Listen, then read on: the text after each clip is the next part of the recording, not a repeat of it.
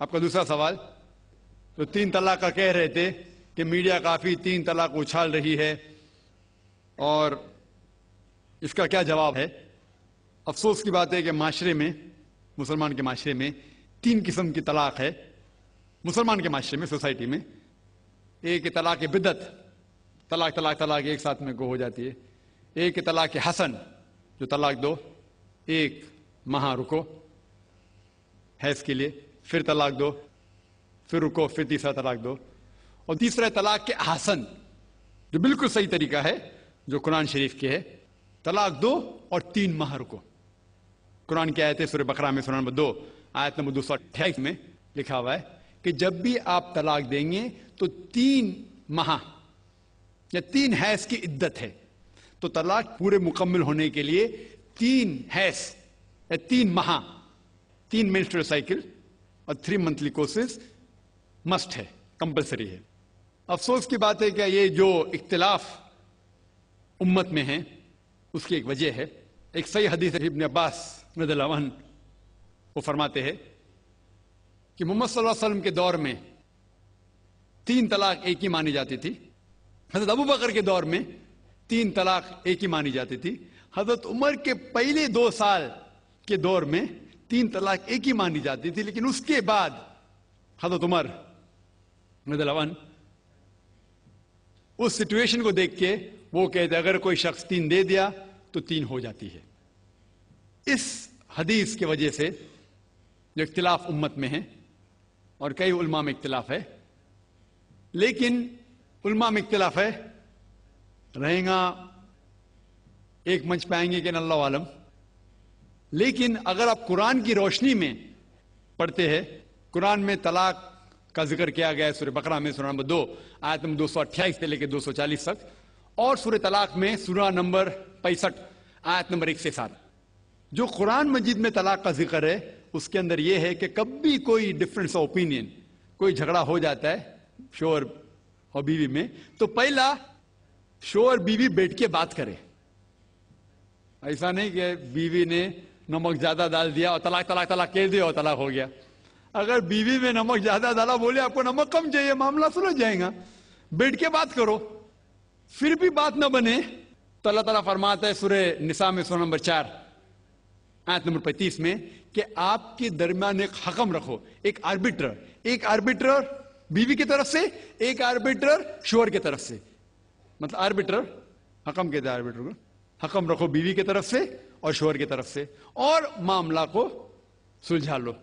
پھر بھی اگر بات نہیں مانے تو آپ پھر طلاق دے سکتے ہیں۔ تو طلاق دیتے ہیں تو کئی اس کے کرائٹیریاز ہے کہ حیض کے وقت طلاق مت دو، جب آپ غصے میں طلاق مت دو، شراب کی حالت میں طلاق مت دو۔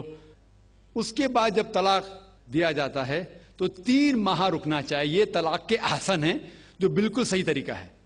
طلاق دو اور 3 ماہ رکو، اور 3 ماہ کے اندر اگر آپ رجوع کرنا چاہتے ہیں اپنے بیوی سے تو رجوع ہو سکتے، الحمدللہ۔ اگر 3 ماہ تک آپ سمجھتے نہیں مجھے میرے بیوی سے الگ ہونا ہی چاہیے، تو 3 ماہ کے بعد، عدت گزرنے کے بعد، آپ دونوں میاں بیوی نہیں رہتے، آپ الگ ہو جاتے۔ لیکن اس کے بعد اکثر مسلمان بھی نہیں جانتے یہ قرآن کی آیت کیا ہے۔ قرآن شریف میں لکھا ہوا ہے سورہ بقرہ میں، سورہ نمبر 2 آیت نمبر 232 میں کہ اگر وہ شخص اپنی پرانی بیوی سے پھر سے شادی کرنا چاہتا ہے تو مت روکیے۔ تو اگر طلاق ہو چکا ہے صحیح طریقے سے، طلاق کے احسن کے طریقے سے، اور 3 ماہ ہو گئے، عدت گزر گئے، 6 مہینے بعد اگر لگا بھائی جو میں نے کیا غلط کیا، میں پھر سے شادی کرنا چاہتا ہے، تو وہ آدمی اپنی پرانی بیوی سے پھر سے نکاح کر سکتا ہے، لیکن نیا نکاح نیا مہر، نیا نکاح نیا مہر، جو کئی مسلمان نہیں جانتے۔ افسوس کی بات ہے کہ ہم مسلمان قرآن کو ترجمے کے ساتھ پڑھے ہی نہیں، صحیح حدیث کو ترجمے کے ساتھ پڑھے ہی نہیں۔ اگر ہم قرآن شریف کو صحیح طریقے سے پڑھیں گے اور صحیح حدیث پہ عمل کریں گے تو یہ جو غلط فہمیاں ہیں دور ہوئیں گی،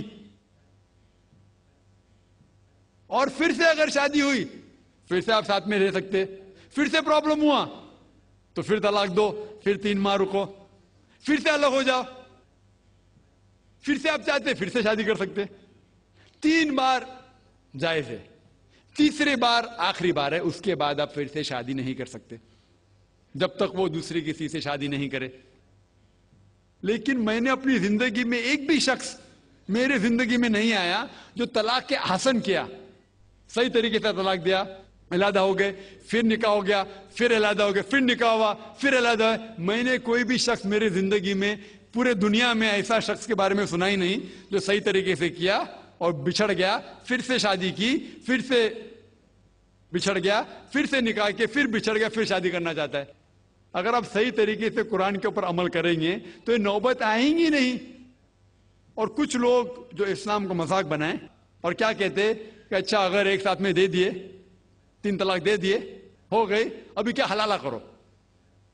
قرآن کہتا ہے 3 طلاق ایک ساتھ میں بھی دیں گے تو ایک ہی ہوتی ہے۔ محمد صلی اللہ علیہ وسلم کے وقت میں 3 بھی ایک ساتھ میں دینا ایک ہی ہوتا تھا۔ حضرت ابو بکر کے ٹائم میں بھی 3 طلاق ایک ہی ہوتا تھا۔ حضرت عمر کے دور میں لوگ جو کہتے 3 طلاق 3 ہوتی ہے، کئی علماء کہتے ہیں کہ ان نے یہ اپنے فتوے پہ رجوع کیے اور انہیں افسوس تھا کہ یہ فتویٰ انہیں دیے، اور کئی لوگ کہتے نہیں ان کا فتویٰ صحیح تھا۔ اس میں امت کا اختلاف ہے، لیکن اگر قرآن کی روشنی میں دیکھیں گے تو 3 طلاق ایک ساتھ میں بھی دیں گے تو ایک ہی ہوتی ہے۔